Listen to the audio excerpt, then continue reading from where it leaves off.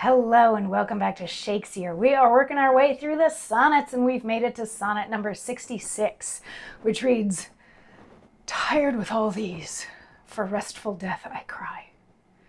As to behold desert a beggar born, and needy nothing trimmed in jollity, and purest faith unhappily forsworn, and gilded honor shamefully misplaced, and maiden virtue rudely strumpeted, and right perfection wrongfully disgraced, and strength by limping sway disabled, and art made tongue-tied by authority, and folly doctor-like controlling skill, and simple truth miscalled simplicity, and captive good attending captain ill.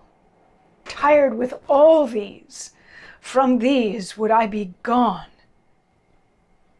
save that to die I leave my love alone."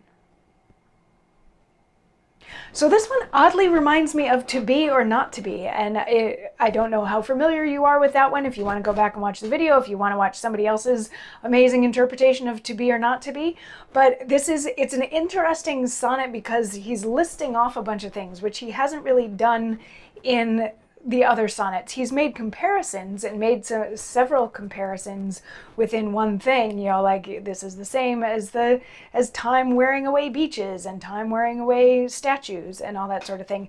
But this, he literally has the same structure of the middle 12 lines starting with and talking about yet another thing that he's tired of. He's exhausted by it. And the same thing sort of happens in To Be or Not to Be when he lists off all of the things that would make a person want to not be alive anymore. The pangs of despised love and the proud man's contumely and all these sorts of things, like the little irritations of life.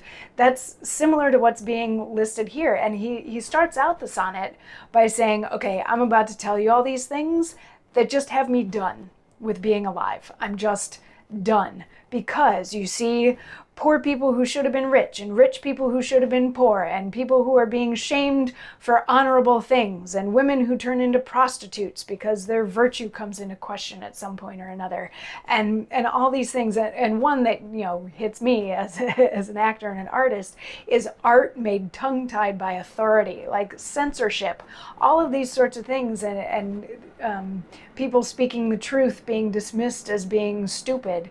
He lists off all of these things as annoyances that he is just done with when it comes to this mortal coil. However, the difference between this and To Be or Not to Be is he comes to the conclusion here that it might be worth continuing to be alive, because if he dies, then his love, the fair youth, is left alone. Whereas in To Be or Not to Be, it's the fear of what comes after death that keeps him alive. So this to me at least is a very depressive poem, but also a hopeful one in the same way. I don't know if any of you watching have ever struggled with mental health issues. I know I have.